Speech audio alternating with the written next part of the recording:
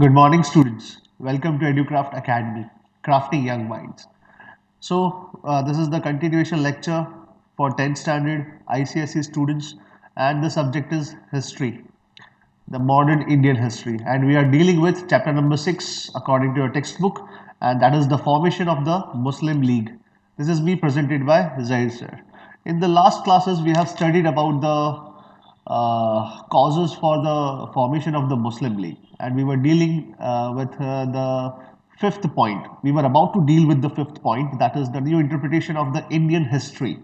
Okay, Indian history right जो अभी हम पढ़ रहे हैं या जो हम बचपन से I think right from sixth standard right छठवीं क्लास से हम लोग पढ़ना शुरू करते हैं जो हिस्ट्री और हम लोग आईसीएसई में 10th स्टैंडर्ड तक और एनसीईआरटी अगर होता है तो 11th 12th भी पढ़ लेते हैं राइट सो यहाँ पर क्या है कि जैसा कि मैंने पहले कहा कि ब्रिटिशर्स ने क्या किया Britishers they divided the Indian history जो भारत का जो इतिहास है जो भारतीय इतिहास है ठीक है राइट उसको दो हिस्सों में डिवाइड कर दिया एक था जो था मुस्लिम रूलर्स वाला और दूसरा जो था वो था हिंदू रूलर्स वाला जो मैं आपको ऑलरेडी बता चुका हूं कि किस तरीके से हिंदूज को कहते कि भाई you are born to rule with rule by the Muslims and vice versa एक दूसरे को अपने ही खिलाफ कान भरना एंड ऑल दैट राइट ठीक है तो इसी बारे में हम लोग देखेंगे कि किस तरीके से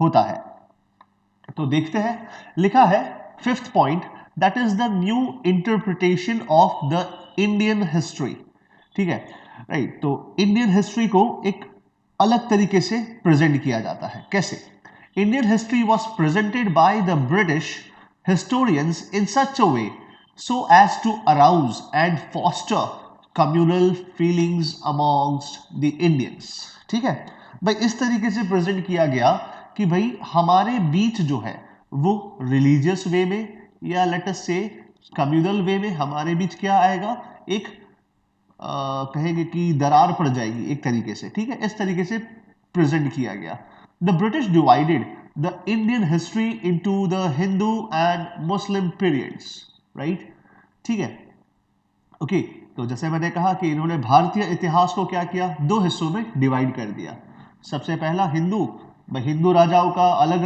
राज था या फिर कहेंगे एंशिएंट इंडिया लेट अस से और medieval India that is the Muslim period right ठीक है in the Hindu period they dubbed the Muslims as foreign invaders who settled here as conquerors.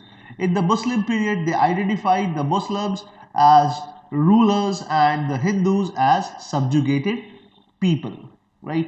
ठीक है तो क्या कहा गया है बोला कि भाई जब ही हिंदू पीरियड में था राइट ठीक है मतलब जब मुस्लिम्स का आक्रमण हुआ तो मुस्लिम्स को कहा कि भाई ये तो इन्वेडर्स थे ये तो आक्रमण किए लुटेरे थे सोमनाथ मंदिर को 17 बार लूटा गजनी ने इसने उसने वगैरह वगैरह ठीक है एंड पृथ्वीराज चौहान को हराया एंड वगैरह वगैरह बहुत सारी चीजें जो है क्या किया ये लोग ने मुस्लिम्स जो रूलर्स थे राइट तो उनका जो इतिहास है वो ऐसा कहा कि भाई देखो तुम लोग पे तो बहुत अत्याचार हुए हैं मुस्लिम के समय पर राइट और हिंदूज को बस जिजिया कर औरंगजेब वगैरह वगैरह जो भी है एक्स वाई जेड तो यहाँ पर क्या है कि एक तरीके से हिंदूज और मुस्लिम्स दोनों को ही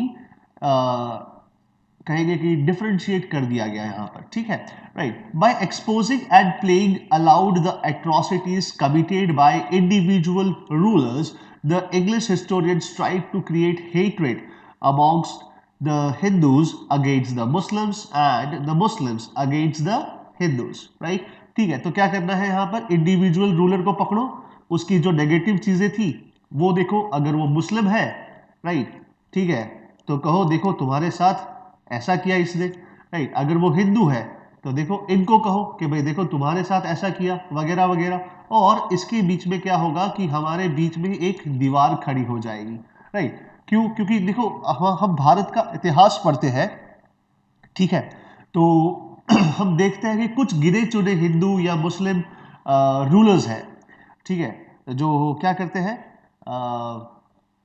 जो एट्रोसिटीज करते हैं जो जुल्म करते हैं अपने सब्जेक्ट्स पर अपने जिसके ऊपर रूल करते हैं उसके ऊपर राइट ठीक है तो बस उसी को पकड़ लिया और क्या किया नेगेटिविटी फैलाना शुरू किया इसका बेस्ट एग्जांपल आप में से कोई दे सकता है आपने कभी ऐसा सुना हो? So here we did a brief discussion about the new interpretation of history. Present किया गया एक बढ़िया से डिश बना के, है ना, कि भाई हिंदूज को मुस्लिम्स के खिलाफ लड़ाओ और मुस्लिम्स को हिंदूज के खिलाफ लड़ाओ एंड वगैरह वगैरह. So don't want to discuss anything and don't want to get into some petty wars. So, all this created a rift between two communities. The British and communal historians did not lay stress on the composite culture of India. ठीक है, अब next देखते हैं उसके बाद. Next आता है the rise of revolutionary nationalism. अब ये हम पढ़ चुके हैं कि रेवोल्यूशनरी नेशनलिज्म क्या होता है, राइट? आपको बखूबी मैं सिखा चुका हूं कि रेवोल्यूशनरी नेशनलिज्म किस तरीके से था. इनके जो फोर फादर्स थे वो कौन थे? तो कहेंगे असर्टिव्स ही थे एक तरीके से, क्योंकि बहुत सारे रेवोल्यूशनरीज असर्टिव्स की आइडियोलॉजी को एक स्टेप फर्दर लेके जाते हैं. मैं ये नहीं कहता कि असर्टिव्स भी वायलेंस का साथ देते थे, नहीं, राइट, लेकिन असर्टिव्स के नक्शे कदम पर जो नया जो पीढ़ी आया, ठीक है, वो कहीं ना कहीं रेवोल्यूशनरी था अपने एक्ट्स में, अपनी हरकतों में, अपने एक्ट्स में, अपने एक्शंस में. So there is no doubt that revolutionary nationalist gave great impetus to the national movement, but some of their actions led to the growth of communalism. जैसे तिलक organized Shivaji and Ganpati festivals. Aurobindo Ghosh considered India as mother and nationalism as religion. They laid great emphasis on ancient Indian heritage and ignored the medieval Indian culture. They identified the Indian nation with Hindus and Indian culture with Hindu religion. आप समझिए, ठीक है, right? तो ये चीज क्या हो रहा था कि एक तरीके से रेवोल्यूशनरी आइडिया, एक तरीके से रेवोल्यूशनरी नेशनलिज्म यहां पर जगाने की कोशिश की जा रही थी. मैं ऐसा नहीं कहता ये सबका नेगेटिव, मतलब नेगेटिव तरीका था, लेकिन अपने ही रिलीजन को साथ में लेकर, जैसे तिलक भाई साहब, ठीक है, शिवाजी एंड गणपति फेस्टिवल्स. औरोबिंदो घोष क्या बोलते हैं? भारत हमारी माता है और नेशनलिज्म हमारा रिलीजन है. They they laid great emphasis on ancient Indian heritage and ignored the medieval. अब मेडिवल क्या है? मेडिवल मतलब क्या होता है? सल्तनत काल, जहां पर सारे मुस्लिम इन्वेडर्स आए थे, मुस्लिम राजा आए थे, ठीक है, तो उसको इग्नोर कर दिया गया. Okay, and they identified the Indian nation with Hindus and Indian culture with Hindu religion. आप समझ रहे हैं, लेकिन ऐसा कुछ है नहीं. ये कल्चर, ये रिलीजन बहुत ही वास्ट है, which comprises of every religion, every aspect, ठीक है, of people living or staying in India. ठीक है, there was a certain tinge of religion in political work and ideas of revolutionary nationalists. As a result, large number of educated Muslims remained aloof. Aloof का मतलब क्या? At a hand's distance. मतलब क्या? दूर रहना. क्या होता है इसका मतलब? दूर रहना. सो बहुत सारे मुस्लिम्स, एजुकेटेड मुस्लिम्स, वो लोग क्या किए? नेशनल मूवमेंट से दूर रहे. क्योंकि नेशनल मूवमेंट क्या है? जैसा ब्रिटिशर्स ने कहा था, नेशनल मूवमेंट क्या है? ये एक हिंदू राष्ट्र बनाने की साजिश है. तो भाई मुस्लिम्स, आप लोग दूर हो जाइए. आपको हमने क्या दिया? आपको हमने दिया बंगाल. Enjoy your Bengal. ठीक है, इस तरीके से. और they turn hostile to the national movement. समझ में आया?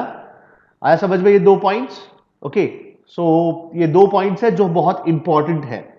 आपको इसको कैसे लिखना है ये आपके ऊपर निर्भर करता है. It depends upon you. Okay, ठीक है, कि अब सीधी सी बात है, मैं तो कहूंगा कि अनेकता में एकता, है ना.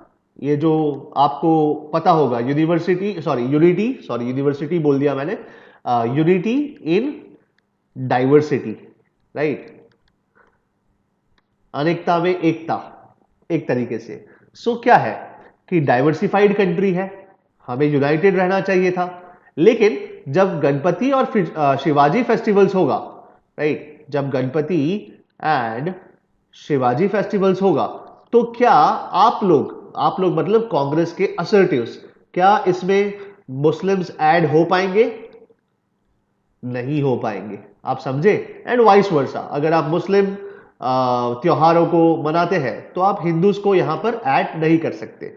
गांधी जी इस चीज को बहुत अच्छे से जानते थे, इसीलिए गांधी जी जब शुरू करते हैं तो वो ऐसा नॉन कॉपरेशन मूवमेंट शुरू करते हैं, स्टार्टिंग से ही। वो ऐसे कोई फेस्टिवल्स वगैरह शुरू नहीं करते, आप समझिए इस चीज को, ठीक है। वो कभी नेशनलिज्म को या इंडियन कल्चर को कभी भी कोई भी रिलीजन से रिलेट नहीं करते थे, उनको चाहिए था मासेस का सपोर्ट, राइट। गांधी जी बहुत ही दूरंदेशी थे, बहुत ही मतलब फ्यूचर का सोचते थे एक तरीके से, और यूनिटी चाहते थे amongst the different groups of religion, और we can say caste and all that, right. ठीक है। सो नेक्स्ट क्लास में अभी देखेंगे बाकी सारे पॉइंट्स, और नेक्स्ट क्लास में आई होप मैं कंप्लीट कर